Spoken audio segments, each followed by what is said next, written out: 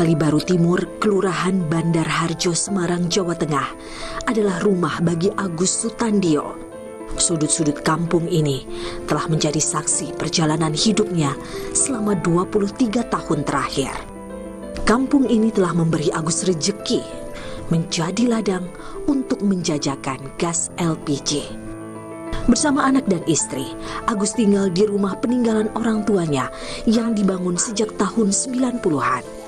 Ikatan batin antara Agus dan kampung Kalibaru Timur memang kuat, tapi Agus tak punya ikatan dengan tanah tempat rumahnya berdiri. Lahan itu berstatus tanah negara. Sejak tahun 1990 dulu masih rawa atau mungkin air tawar, banyak yang terbengkalai, gudang-gudang kosong. Akhirnya banyak warga yang tempati. Kita di sini banyak keluarga besar, dari keluarga saya sendiri dan juga dari saudara-saudara itu saya juga ada. Meski berada di atas tanah negara, Kampung Kalibaru Timur punya perangkat RT dan RW yang sah. Agus dan warga lainnya punya KTP beralamatkan di kampung ini. Kalau tetap KTP kita mendapatkan tetap sesuai dengan wajib pemerintah, ada sesuai dengan tempat tinggal, akte kelahiran, kita legalitas diakui pemerintah. Tapi dari sampai saat ini kita hanya untuk legalitas tanah belum bisa. Tak seperti permukiman di wilayah abu-abu di ibu kota Jakarta, warga Kampung Kalibaru Timur diberikan fasilitas dasar oleh pemerintah kota Semarang meski tak punya legalitas lahan. Sejak pertama kali tinggal di sini, Agus bisa mengakses air dan listrik secara legal. Pemerintah kota juga membangun jalan, pompa air pengendali banjir, juga pelayanan pengelolaan sampah. Setiap tahun, Agus membayar pajak bumi dan bangunan. Pada tahun 2013 lalu, ia dan istri mengurus surat keterangan penguasaan atas tanah negara. Tapi, ini tentu tak bisa jadi bukti kepemilikan lahan. Karena tak berhak atas tanah tersebut, Agus seringkali dihantui ketakutan akan penggusuran. Banyak kekhawatiran, Mbak. Karena kenapa? Nanti kalau sewaktu-waktu ada yang katanya bilang ada yang punya, jadi kita sewaktu-waktu harus siap. Tapi masih ada kekhawatiran, tetap kita pasrah kepada pemerintah untuk yang terbaik dari program nanti. Lurah Bandar Harjo menyebut lahan di Kampung Kalibaru Timur sudah dimanfaatkan warga turun-temurun sejak 60 tahun lalu.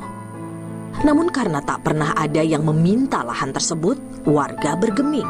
Itu memang kebanyakan itu tanah milik Pelindo sama PT KAI sebetulnya, Mbak. Tapi ada sebagian itu yang di RW 2 itu ada yang milik tanah negara. Yang punyai memiliki tanah itu ya tahu kalau itu dipakai. Belum ada kabar seperti itu. Apa kingko metak jaluk, apa kingko metak alih kayak gini belum ada, Mbak. Jadi warga tenang-tenang seperti itu. Kelurahan mengklaim terus-menerus melakukan sosialisasi tentang status legalitas lahan. Kita harus mengadakan sosialisasi, Mbak. Harus mengadakan pengarahan kepada warga yang untuk legalitas itu yang abu-abu. Jadi yang bersangkutan bisa mengerti, Mbak. Pemerintah Kota Semarang menyadari keberadaan permukiman di lahan abu-abu, tapi mereka tak mau asal gusur. Tumbuh berkembang lingkungan perumahan yang mungkin bisa dikatakan sekarang kondisinya bisa dikatakan kumuh. Kumuh karena kepadatan dan ekonomi di sana juga masyarakatnya menengah ke bawah dan kebetulan juga menempati tanah-tanah yang bukan miliknya. Prinsipnya memang semua program pembangunan diusahakan seminimal mungkin untuk menggeser orang. Tapi yang kita lakukan adalah menata. Antropolog Perkotaan Badan Riset dan Inovasi Nasional Rusli Cahyadi menyebut proses penguasaan warga atas lahan tak bertuan atau tanpa kejelasan kepemilikan bagaikan sebuah evolusi. Ada yang misalnya membangun kandang ayam misalnya kayak begitu. setelah itu semuanya itu menjadi meningkat gitu loh. Yang tadi pos ronda itu kemudian meningkat menjadi pos RT, pos RW gitu ya, yang kemudian bangunan itu menjadi lebih kelihatan sebagai sebuah bangunan yang permanen ataupun semi permanen dan kayak semacam rumah lah gitu loh. Dan itu yang kemudian diikuti oleh warga-warga yang lain gitu loh. Nah, jangan lupa biasanya warga juga tidak melakukan itu secara secara individual, bukan spontanitas warga sendiri datang ke situ kemudian menggunakan. Nggak semata-mata itu. Kadang-kadang gitu ya, ada juga kerjasama dengan misalnya orang-orang yang diminta untuk menjaga lahan tersebut. Pembiaran oleh pemerintah jadi biang keladi maraknya permukiman di lahan tak bertuan. Kenapa itu ada?